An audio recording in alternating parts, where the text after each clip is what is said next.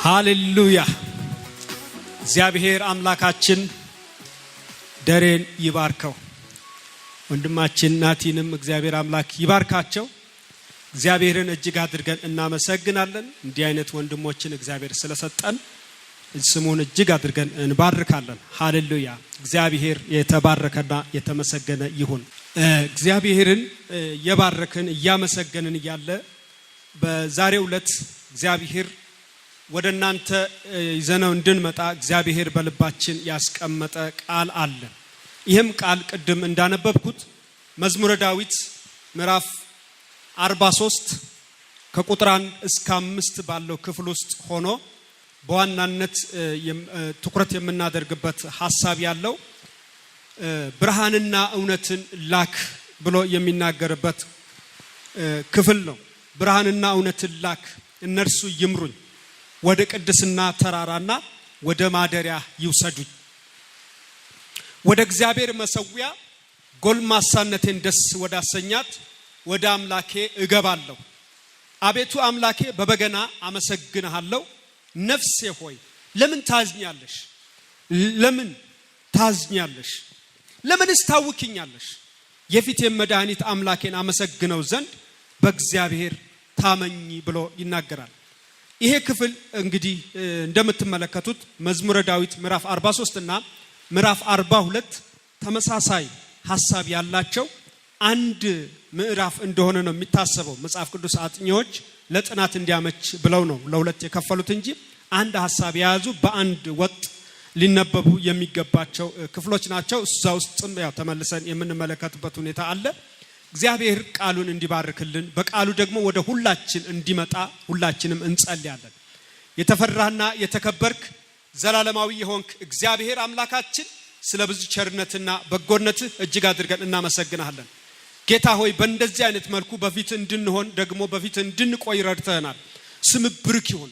የጨለማ ኃይላት በስም ስልጣን የተመቱ እንዲሆኑ ይህንን ቃል የሚሰሙ ሁሉ እግዚአብሔር ሆይ በቃል ውስጥ ያለው በረከት እንዲያገኛቸው በክርስቶስ ኢየሱስ ስም እጸልያለሁ። የክፋት መንፈሳውያን ሰራዊቶች ሁሉ የተጠረጉ ይሁኑ። በቃል ጉልበት በቃል ስልጣን እያንዳንዳችንን ደግሞ እንድትዳስሰን በኢየሱስ ክርስቶስ ስም ጸለይኩ። ሁሉ ለክብርህ ይሁን፣ አሜን። ጌታ እግዚአብሔር አምላክ የተባረከ ይሁን። ይሄ ዝማሬ የቆሬ ልጆች የዘመሩት መዝሙር ነው። በዚህ ክፍል ላይ የሚናገሩት ንግግር ከምዕራፍ 42 ጀምሮ ያለውን ብትመለከቱ ትንሽ ውስጣቸው ያለውን ይሄ በተለይ በአንድ ሰው የተጠራው ወይም ደግሞ አንድ ሰው እየተናገረ የሚመስለውን ክፍል ሲናገር እንዲህ ብሎ ነው የሚለው። ምዕራፍ 42 ከቁጥር 1 ጀምሮ ዋላ ወደ ውሃ ምንጭ እንደሚናፍቅ አቤቱ ነፍሴ እንዲሁ ወደ አንተ ትናፍቃለች ይላል። ነፍሴ ወደ አንተ እንዲሁ ትናፍቃለች። ነፍሴ ወደ ሕያው አምላክ ተጠማች። መቼ ደርሳለሁ? የአምላክንስ ፊት መቼ አያለሁ? ዘወትር ይላል አምላክህ ወዴት ነው ሲሉኝ እምባዬ በቀንና በሌሊት ምግብ ሆነኝ። ይህን ሳስብ ነፍሴ በእኔ ውስጥ ፈሰሰች። ወደ እግዚአብሔር ቤት ወደ ምስጋና መኖሪያ ስፍራ እገባለሁና በዓል የሚያደርጉ ሰዎች የደስታን ምስጋና ቃል አሰሙ። ነፍሴ ሆይ ለምን ታዝኛለሽ? ለምንስ ታውኪኛለሽ? የፊቴን መድኃኒት አምላኬን አመሰግነው ዘንድ በእግዚአብሔር ታመኝ ይልና አምላኬ ሆይ ነፍሴ በእኔ ውስጥ ታወከች። ስለዚህ በዮርዳኖስ ምድር በአርሞንየም በታናሹ ተራራ አስብሃለሁ። በፏፏቴ ድምፅ ቀላይ ቀላይን ትጠራለች። ማዕበልና ሞገድ ሁሉ በላይ አለፈ። እግዚአብሔር በቀን ቸርነቱን ያዛል፣ በሌሊትም ዝማሬው በእኔ ዘንድ ይሆናል። የኔስ ስዕለት ለሕይወቴ አምላክ ነው። እግዚአብሔርን አንተ መጠጊያዬ ነህ፣ ለምን ረሳኸኝ? ጠላቶቼ ሲያስጨንቁኝ ለምን አዝኜ እመላለሳለሁ እለዋለሁ። ጠላቶቼ ሁል ጊዜ አምላክህ ወዴት ነው ባሉኝ ጊዜ አጥንቶቼን እየቀለጣጠሙ ሰደቡኝ። ነፍሴ ሆይ ለምን ታዝኛለሽ? ለምን ታውኪኛለሽ? የፊቴን መድኃኒት አምላኬን አመሰግነው ዘንድ በእግዚአብሔር ታመኝ እያለ ይናገራል። በእግዚአብሔር ታመኝ። ነፍሴ ለምን ታዝኛለሽ? ለምን ታውኪኛለሽ? እያለ በሁለቱም ምዕራፍ ውስጥ በጣም አጠንክሮ ይናገራል። እና ይሄን እየተናገረ እያለ ይሄ እዚህ ክፍል ውስጥ ከዚህ ውከትና ከዚህ ጭንቀት ሊያመልጥ የሚገባው ቦታ የቱ ጋር እንደሆነ ነው የሚጠቁመው። ወደ ቅድስና ተራራ ጎልማሳነቴ ደስ ወደ ተሰኘበት ይሄንን ቃል ሲናገር ጎልማሳነቱ አሁን ችግር ውስጥ ነው ያለው። አሁን ያለበት ሁኔታ ያ የቀድሞ ልምምዱ ያ የቀድሞ ደስታ የራቀው መሆኑን ነው የሚናገረው። ይሄ ቦታ የእግዚአብሔር ተራራ የሚባል ቦታ ነው። እሱ አሁን እየተመኘ ያለው ስለ ዋላ በምንመለከትበት ዋላ ወደ ውሃ ምንጭ እንደሚናፍቅ ብሎ ነው የሚለው። ዋላ ወደ ውሃ ምንጭ የተለያዩ ሰባኪዎች የተለያዩ አስተማሪዎች ስለዚህ ዋላ በተለያየ መንገድ ለመግለጥ ሞክረዋል። እኔም ደግሞ አንድ ያገኘሁትን በሱ ላይ ባክል ደስ ይለኛል። ዋላ በተለይ ብዙ ጠላቶች ብዙ ባላንጣ ያሉባት ብዙ ሊበሏት ያሰፈሰፉ አውሬዎች መካከል እንደምትኖር አይነት ናት እና ውሃ በጣም በመትጠማበት ወደ ውሃ ለመሄድ ስጋት ነው የሚሆንባት። ከዚህ የተነሳ በዚህ አጣብቂኝ ውስጥ ሆና ወደ እንዴት አድርጋ አፋስልካ ወደ ውሃዋ ሮጣ እንደምትሄድ በዛ ጥማትና በዛ ረሃብ በዛ ናፍቆት ውስጥ እንዳለች ዋላ አድርጎ ነው በዚህ ቦታ ላይ ራሱን የሚገልጠው። ዋላ ወደ ውሃ ምንጭ እንደሚናፍቅ አቤቱ ነፍሴ እንዲሁ ወደ አንተ ትናፍቃለች። ለምንድነው የሚናፍቀው ብዬ እንዲሁ ሳጠና ነበር። ለምንድነው ወደዛ የሚናፍቀው? የሚናፍቅበት ምክንያት እዚህ ቦታ ላይ የዘረዘራቸው ሁኔታዎች አሉ። ለምን አዝኜ እመላለሳለሁ?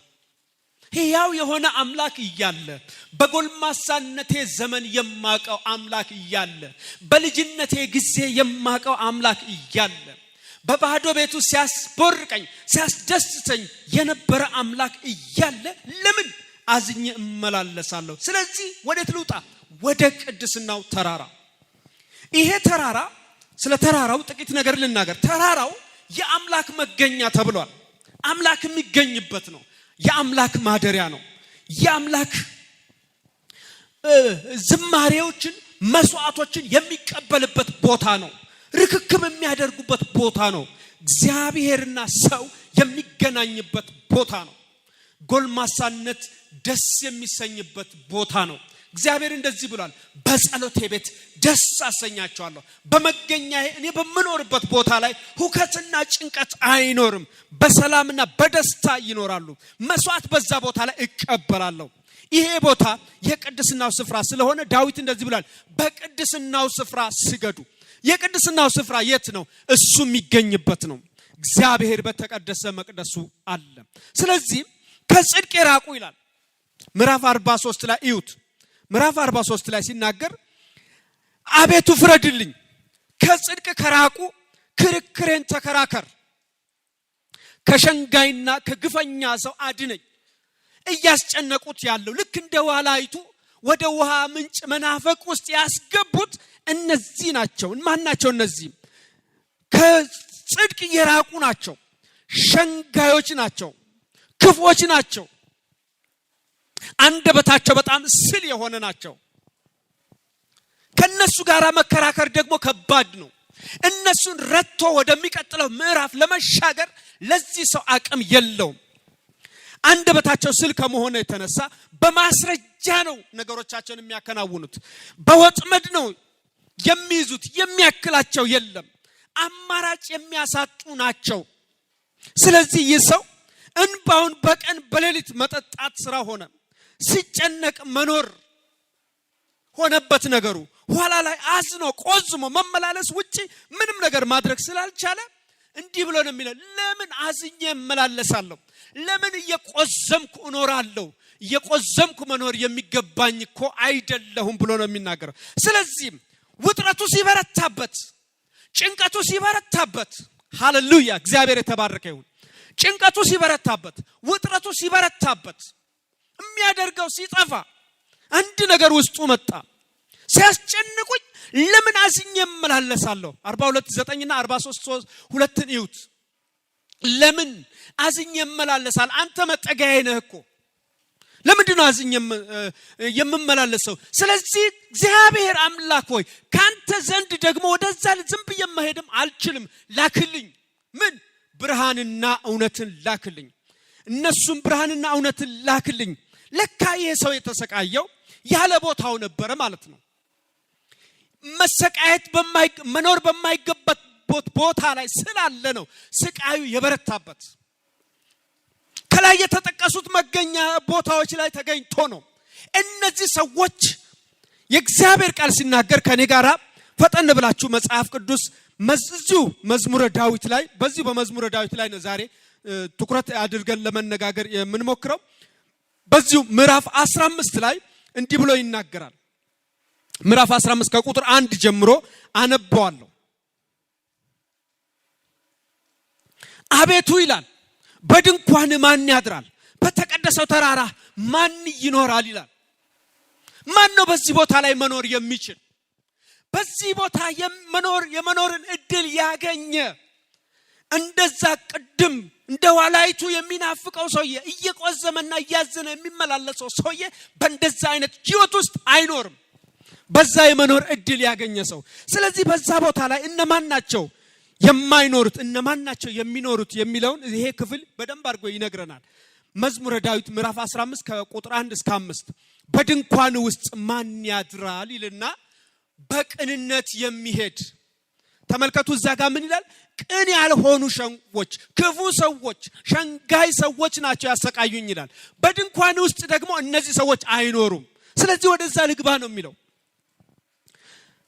በቅንነት የሚሄድ ጽድቅን የሚያደርግ በልቡ እውነትን የሚናገር በአንደበቱ የማይሸነግል በባልንጀራው ላይ ክፋት የማያደርግ ዘመዶቹን የማይሰድብ በአዲስ መደበኛ ትርጉም ይሄ ዘመዶቹን የማይሰድብ የሚለውን አነጋገር ወዳጁን የማያማ ነውረኛ በፊቱ የተናቀ እግዚአብሔርን የሚፈሩትን የሚያከብር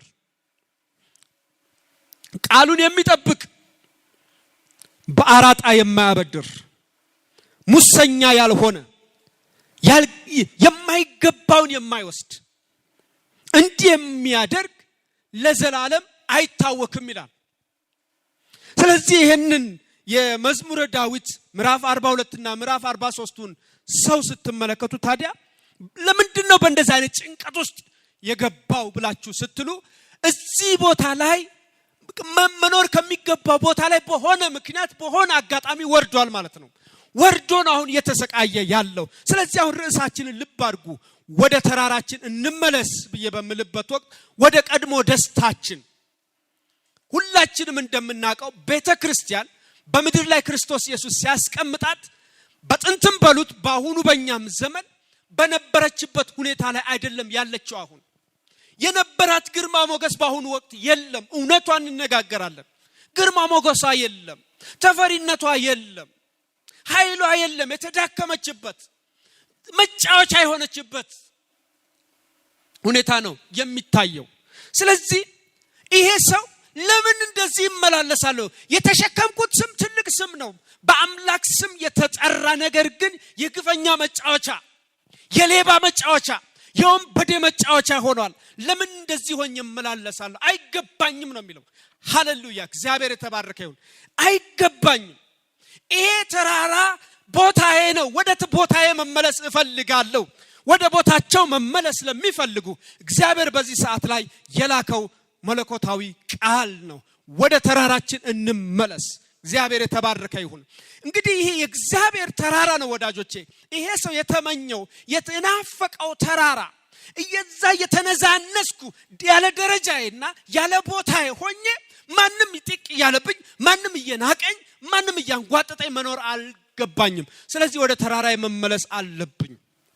በመጽሐፍ ቅዱስ ላይ ብዙ ቦታ ላይ ስለ ተራራ የተነገሩ ሐሳቦች አሉ። የተወሰኑት እንደዚሁ ነካነካ አድርጌ ለማለፍ እሞክራለሁ። ተራሮች በተለይ በመጽሐፍ ቅዱሳችን ውስጥ ከእግዚአብሔር ሰዎች ሕይወት ጋር ተያያዥነት ያላቸው ናቸው። እንደዚሁም ከእግዚአብሔር ማንነት ከእግዚአብሔር ፍላጎት ጋር ተያያዥነት ያላቸው ነገሮች ናቸው። እንደዚሁም ደግሞ ከጠላቶቻቸው አንጻር ምንነታቸውን በደንብ አድርገን የምንመለከታቸው ናቸው። የመጀመሪያ የምንመለከተው ተራራ የሲና ተራራ ነው። ሁላችንም እንደምናውቀው እስራኤላውያኖች ከግብጽ ምድር ወጥተው ወደ ምድራቸው በሚሄዱበት ወቅት እግዚአብሔር በሲና ተራራ ላይ ሕግ የሰጠበት ተራራ ነው። ይሄ ተራራ ዕብራውያን ምዕራፍ 12 ከ18 እስከ 21 ስትመለከቱት ይሄ ሕግ የተሰጠበት እግዚአብሔር ሥርዓቱን ያሳወቀበት ተራራ ነው። የሲና ተራራ ሥርዓቱን ሕጉን ያሳወቀበት ፍላጎቱን የገለጠበት ነው። ብዙ ጊዜ መገለጦቹ ኃይሉን ለሕዝቡ ያስታወቀባቸው ቦታዎች አሉ። በአብዛኛው ተራራዎች ናቸው። ሌላኛው ሁለተኛ ላይ የምንመለከተው የቀርሜሎስ ተራራ ነው። ይሄ ተራራ በሌላ ስያሜው የግርማ ምልክት የሆነ ተራራ ነው። ፍሬያማ ቦታ ነው። ኤልያስ የኖረበት፣ ኤልያስ የጸለየበት፣ ኤልሳ የኖረበት ያገለገሉበት ሁለተኛ ነገሥት ምዕራፍ 18 ከ17 እስከ 46 እና ሁለተኛ ነገሥት 4:25 ላይ ታገኙታላችሁ። የቀርሜሎስ ተራራ። ሌላኛው ሶስተኛው ተራራ የአርሞኒየም ተራራ ነው። ይሄ ደግሞ የአርሞኒየም ተራራ የበረከት ተራራ ተብሎ ነው የሚጠራው። የመረስረስ ተራራ ነው። ወንድሞች በህብረት ቢቀመጡ እነሆ መልካም ነው፣ እነሆም ያማረ ነው፣ እግዚአብሔር በዛ ቦታ ላይ በረከትን ሕይወትን ለዘላለም አዟል ብሎ ከአርሞኒየም ተራራ እንደሚፈስ ጠል፣ ይሄ የአርሞኒየም ጠል በረዷማ ተራራ እንደሆነ ይታወቃል። ከዚህ የተነሳ በረዷማ ከመሆኑ የተነሳ ከታች ያሉት የገሊላና የዮርዳኖስ ወንዝ ከሱ ነው የሚያገኙት። ለነሱ ገባር የሆነ ተራራ ነው ይሄ ተራራ። መጋቢ የሆነ ተራራ፣ የበረከት ተራራ፣ ለእግዚአብሔር ሰዎች የሚቆረቆርላቸው በረከት ምሳሌ ሆኖ የተቀመጠ ተራራ ነው የአርሞኒየም ተራራ። አራተኛው የደብረ ዘይት ተራራ ነው። ይሄ ደግሞ የጸሎት ቦታ ነው። ጌታ ኢየሱስ ክርስቶስ የመጨረሻውን አገልግሎት ያገለገለበት፣ የመጨረሻውን ዘመን ያሳወቀበት፣ ዘይት የሞላበት፣ የወይራ ዘይት የሞላበት ተራራ ነው ይሄ ተራራ። ብርታት የሚገኝበት ተራራ ነው ይሄ ተራራ። የምጥ ቦታ ነው ይሄ ተራራ። የመጨረሻው የምንመለከተው ከዚህም ጋር አያይዘን ዛሬም የጽዮን ተራራ ነው። ዛሬ እሱን ነው የምንመለከተው። ምክንያቱም እዚህ መዝሙረኛው እየተናገረለት፣ እየጮኸለት፣ እየፈለገው፣ እየናፈቀው ያለው ተራራ ቀርሜሎስ አይደለም፣ ደብረ ዘይትም አይደለም፣ አርሞኒየምም አይደለም፣ ሲናም አይደለም። አሁን እሱ እየፈለገ ያለው የጽዮን ተራራ ነው። ይህ የጽዮን ተራራ ብዙ ቦታዎች ላይ በመጽሐፍ ቅዱስ በጣም ከሌሎች ተራራዎች ሁሉ ይልቅ ተገልጾ የምናገኘው ተራራ ነው። ይሄ ተራራ የተቀደሰ ተራራ ተብሎ ተጠርቷል። የተቀደሰ ተራራ ነው። መዝሙረ ዳዊት ምዕራፍ 47 ላይ ይሄንን መመልከት እንችላለን አብረን። መዝሙረ ዳዊት 47 ከቁጥር 1 እስከ 2 ድረስ ስትመለከቱ እንደዚህ ይላል ስለሱ።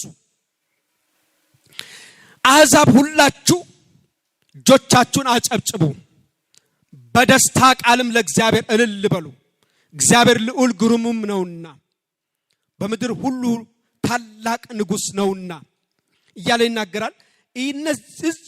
እነዚህ ሰዎች አሁን ተመልከቱ፣ እነዚህ የቆሬ ቤተሰቦች ናቸው። ምዕራፍ 40ዎቹ ምዕራፍ በአብዛኛው እነሱ ናቸው የሚናገሩት እና በአብዛኛው ይሄን ንግግር የሚናገሩበት ቦታ ይሄንን በመናፈቅ ነው። እዩት። ምዕራፍ 48ም ደግሞ እንደዚህ ይላል። 47 ያልኳቸው 48 በማለት አስተካክሉት። እግዚአብሔር ትልቅ ነው፣ በአምላካችን ከተማ በተቀደሰው ተራራ ምስጋናው ብዙ ነው። በሰሜን ወገን በመልካም ስፍራ የቆመ የምድር ሁሉ ደስታ የጽዮን ተራራ ነው። ሃሌሉያ! የምድር ሁሉ ደስታ፣ የምድር ለሰው ልጆች ሁሉ ደስታ የማተራራ ነው፣ የጽዮን ተራራ ነው። እርሱም የትልቁ ንጉሥ ከተማ ነው። እግዚአብሔር በአዳራሾቿ መጠጊያ ሆኖ ይታወቃል። እነሆ ነገሥታት ተከማችተው በአንድነት መጥተዋል። እነርሱስ አይተው ተደነቁ፣ ደነገጡ፣ ታወኩ፣ መንቀጥቀጥ እንደ ወላድ ምጥ ያዛቸው ይላል። እግዚአብሔር ይመስገን። እዚህ ቦታ ላይ ተመልከቱ። እግዚአብሔር ትልቅ ነው፣ በአምላካችን ከተማ በተቀደሰው ተራራ ምስጋናው ብዙ ነው። ተመልከቱ። ወደዚህ ልምጣ እያለ ነው የሚለው፣ ወደዚህ ልግባ እያለ ነው ያለው። እዛ መኖር የለብኝም፣ ታች ሸለቆ ውስጥ መኖር የለብኝም፣ ቦታዬ እዚህ ጋር ነው። አንተ እግዚአብሔር ሰው ይህንን ቃል የምትሰማ ቦታክ የጽዮን ተራራ ነው። ክብር ሁሉ ለጌታ ይሁን። በሰሜን ወገን በመልካም ስፍራ የቆመ የምድር ሁሉ ደስታ የጽዮን ተራራ ነው። እርሱም የትልቁ ንጉሥ ከተማ ነው። መዝሙረ ዳዊት ምዕራፍ 2 ላይ እንዲህ የሚል ቃል አለ። እኔ ግን ንጉሴን ሾምኩ በተቀደሰው ተራራዬ ይላል። ሰዎች ብዙ ጊዜ ይህንን ቃል ወስደው በተቀደሰው ተራራዬ ንጉሴን ሾምኩ ብሎ ይላሉ። ማንም ንጉሱን አይሾምም፣ የሚሾመው እግዚአብሔር ነው። ቃሉን የተናገረው እግዚአብሔር ስለ ንጉሱ ወይም ስለ መሲሁ ነው። ስለ መሲሁ ነው ያ ክፍል የሚናገረውና እዚህ ቦታ ላይ ይሄ ከተማ የሱ ነው የሚለው። የሱ ማደሪያ ነው፣ የሱ መኖሪያ ነው።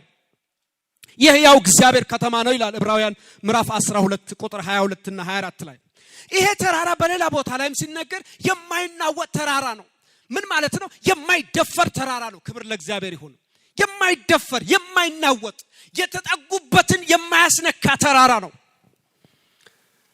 እግዚአብሔር የተመሰገነ ይሁን። የማይናወጥ ተራራ ነው። መዝሙረ ዳዊት ምዕራፍ 125 ቁጥር 1 ታገኙታላችሁ። ሁከት፣ ረብሻ፣ አስጨናቂ፣ ሌባ፣ ወንበዴ፣ ነጣቂ የማይወጣበት ተራራ ነው። የሕግ መወሰኛ ስፍራ ነው ይሄ ቦታ። የእግዚአብሔር ሉዓላዊ ስልጣን የሚገለጽበት ቦታ ነው። ስለዚህ ተራራ ጠቅለል ባለ መልኩ ስንመለከት ዘላለማዊነትን የሚያሳይ ብርታትና ጽናትን የሚያሳይ የክርስቶስ መንግስትን የሚያሳይ ተራራ ነው። እግዚአብሔር የተመሰገነ ይሁን። ይህ ተራራ ነው እንግዲህ ይሄ ሰው እዚህ ቦታ ላይ ምን እያደረገ ያለው? እየናፈቀው ያለው ወደዚህ መውጣት አለብኝ። ጎልማሳነቴ ደስ ወደ ተሰኘበት የጎልማሳነቴ ደስታ ያለበት የጀመረበት ቦታ ነው። ስለዚህ ወደዚህ መመለስ አለብኝ። ዛሬ ቤተክርስቲያን ወደዚህ መመለስ አለባት። ይህ ተራራ በሌላ ቦታ ላይ ሲገለጥ የለመለመ ተራራ ነው። ልምላሜ የሞላበት ተራራ ነው። የጸና ተራራ ነው። እግዚአብሔር አምላክ የተባረከ ይሁን። ስለ ተራራ ድጋሚ አንድ ነገር ለመናገር ልሞክር። ተራራ የበላይነት፣ የከፍተኛነት፣ የታላቅነት፣ የትምክህት፣ የጽናት ምልክት ነው። የጽናት ምልክት ነው። ተራራን ቀድሞ መያዝ እጅግ ከምንም ነገር በላይ ጦርነትን፣ ትግልን ውጤታማ ያደርጋል። ስትራቴጂ ቦታ ነው። በአብዛኛው ብዙ የጦር ካምፖች የሚደራጁባቸውን ቦታዎች ስትመለከቱ ተራራ ላይ ነው። ተራራ እይታን ቀላል ያደርጋል። ተራራ ስራን በጣም ቀላል ያደርጋል። በተለይ ከጠላት ጋር በተገናኘ አስቀድሞ ተራራን የያዘ ከተራራውን ካልያዘው ይልቅ ጦርነቱ እጅግ በጣም ቀላል ይሆንለታል። ተራራ ድምፅን የሚያጎላ ነው። አብዛኛውን ጊዜ ጦር ሰዎች የሚመርጡት ቦታ ነው። በተራራ ላይ ያለ ምሽግ በጣም ከባድ ነው። ታች ያለው በጣም ቀላል ነው ማለት ነው።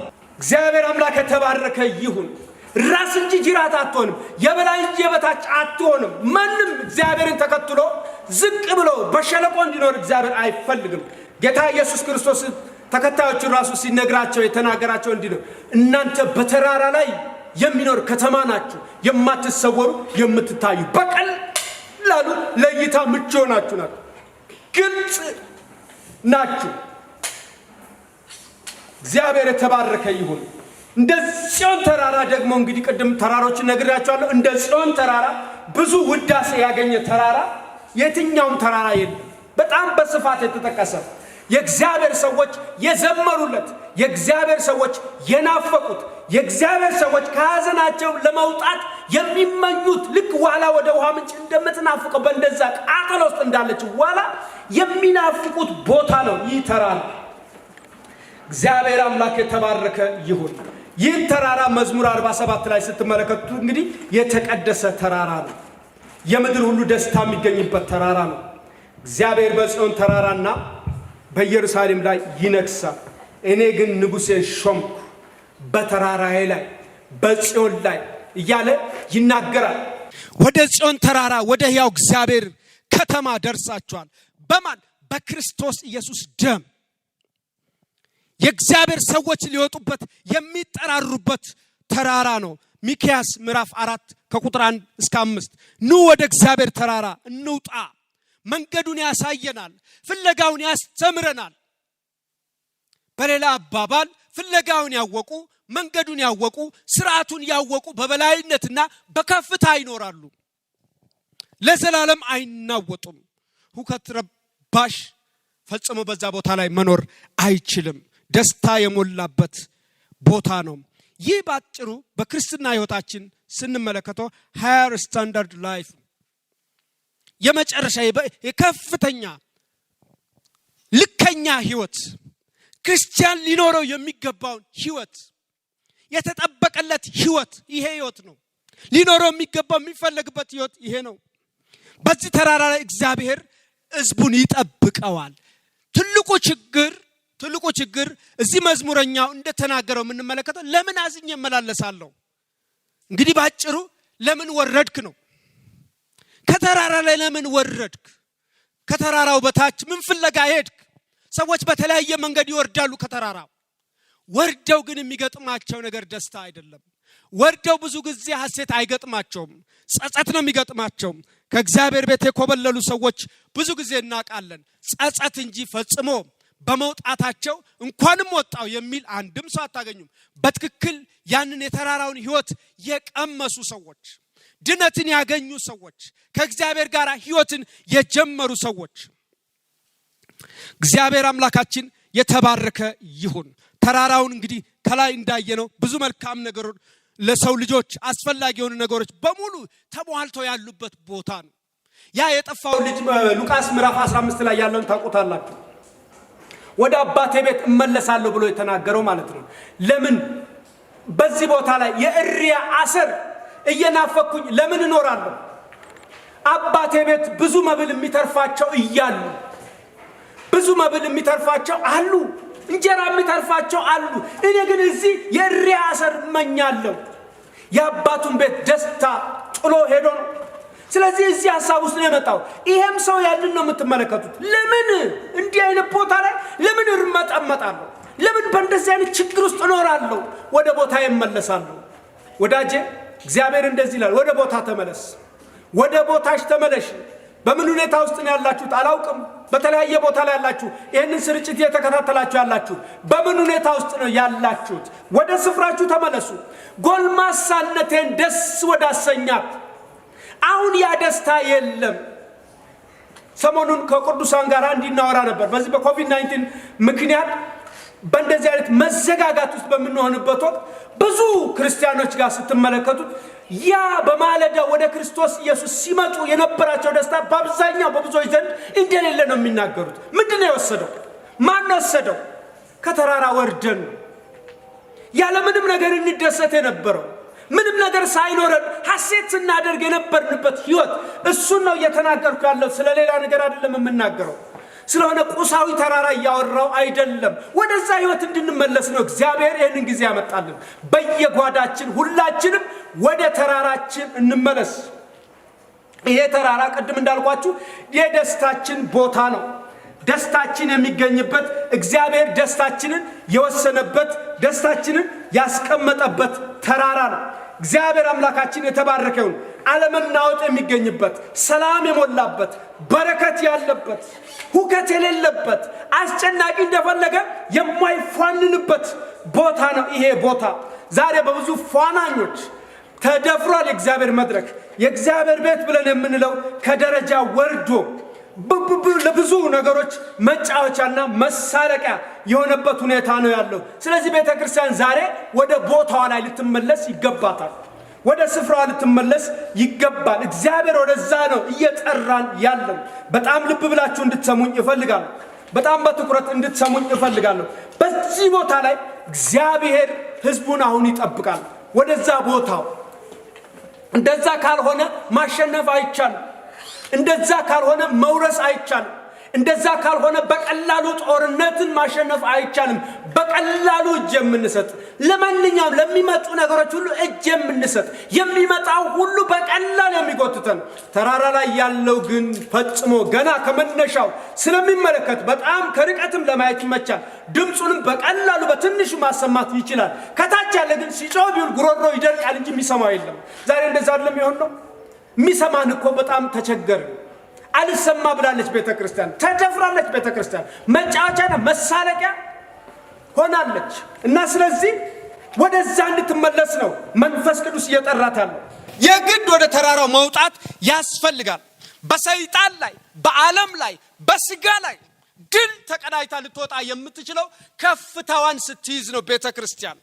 የግድ ወደ ተራራው መውጣት ይገባል።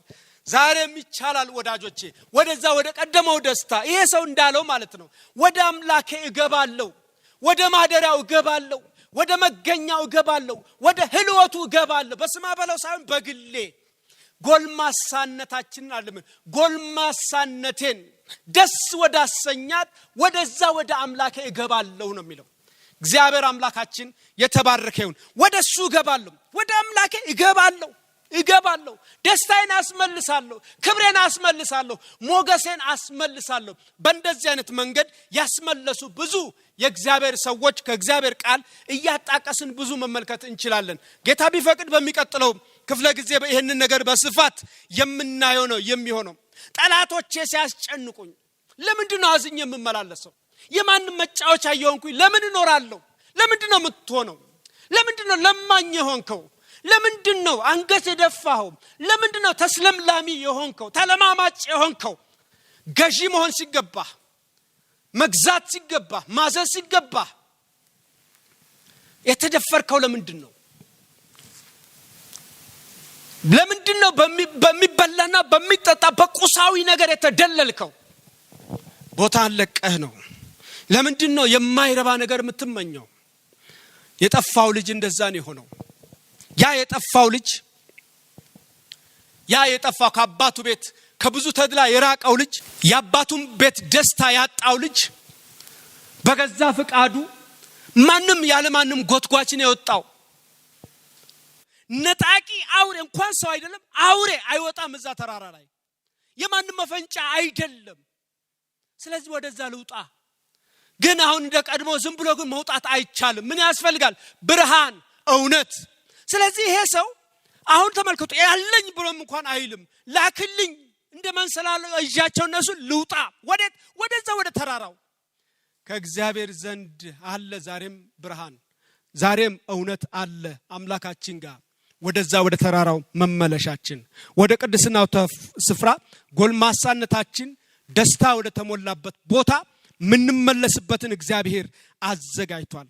ጌታ እግዚአብሔር አምላካችን የተባረከ ይሁን። ይሄ የመዝሙረኛው ሰውዬ የሚናገረው ነገር እነዚህ የሚያስጨንቁ ነፍሴ ታወከች እያለ ነው የሚለው። ነፍሱንም ያናግራታል። በአንድ በኩል ነፍሴ ለምን ታዝኛለሽ? ለምንስ ታውኪኛለሽ? የፊቴ መድኃኒት አመሰግነው ዘንድ እባክሽ ይላታል። አትሰማም። አልሰማህም እያለችው ነው። ሰው እኮ አይደለም እያናገረ የራሱን ነፍስ እባክሽ ታመኝ ይላታል። አልሰማም። ተመለስ ወደ ቦታ እያለችው ነው። ብዙዎቻችን እኮ ውስጣችን እኮ እየወቀሰን እያለ እዛው እንደፋደፋለን። ዛሬ መመለስ ያድርግልን እግዚአብሔር። ክብር ሁሉ ለእግዚአብሔር ለአምላካችን ይሁን። እንዴት አድርገን እንደምንመለስ በመመለሳችን ደግሞ የሚሆንልን ነገር እንደዚሁም ደግሞ በተራራ ላይ ህይወታቸውን ተምሳሌት አድርገን የምንመለከታቸው እግዚአብሔር ሰዎች አሉ። በሚቀጥለው እሁድ በ12 ሰዓት ላይ ጌታ ቢፈቅድ የምንመለከት ይሆናል። ስለምትጠብቁን እግዚአብሔር አምላክ ሁላችሁንም በእያላችሁበት ይባርካችሁ። ሁላችንም እስቲ በእያለንበት እንጸልይ። እግዚአብሔር የተመሰገነ ይሁን። የተፈራህና የተከበርክ ዘላለማዊ አምላካችን ጌታ እግዚአብሔር ስለላክልን ስለዚህ ህይወት ቃል ስምህ ይባረክ። ወደ ተራራ ልትመልሰን፣ ወደ ቀድሞ ህይወት ልትመልሰን፣ ልትገስጸን በእንደዚህ አይነት መንገድ ወደ ቀደመው ካንተ ጋራ የነበረን ያንን ደስ የሚል ተንበርክከን ማንጠግብበት፣ አንተን ብቻ የምንራብበት፣ አንተን ብቻ የምንጠማበት፣ ሐሳባችን፣ ምኞታችን፣ ፍላጎታችን አንተን ማስደሰት ብቻ የሆነበት እግዚአብሔር አምላክ ወደዛ ልትመልሰን፣ ከተሸጥንበት ልትመልሰን፣ ለራሳችን ከተሸጥንበት ለሰዎች ፍላጎት መነገጃ ከሆንበት ህይወት መልሰህን እግዚአብሔር አምላክ ለአንተ ደስታ ልታበቃን እንደዚህ አይነት መድረክ ስላመቻቸልን ስም ይባረክ። እግዚአብሔር አምላክ ይህን ቃል በሰሙት ሁሉ ላይ ያንተ ክብር ደግሞ ይለፍ። ሁላችንም ተያይዘን ወደዛ ወደ ጎልማሳነት ቦታችን መመለስ እንድንችል መመለሻውንም ደግሞ እንድሰጠን ካንተ ዘንድ እንዲለቀቅልን በክርስቶስ ኢየሱስ ስም እለምንሃለሁ። በሰማይ በምድር ተባረክ። በጌታችን በመድኃኒታችን በኢየሱስ ክርስቶስ ስም አሜን። እግዚአብሔር ይባርካችሁ።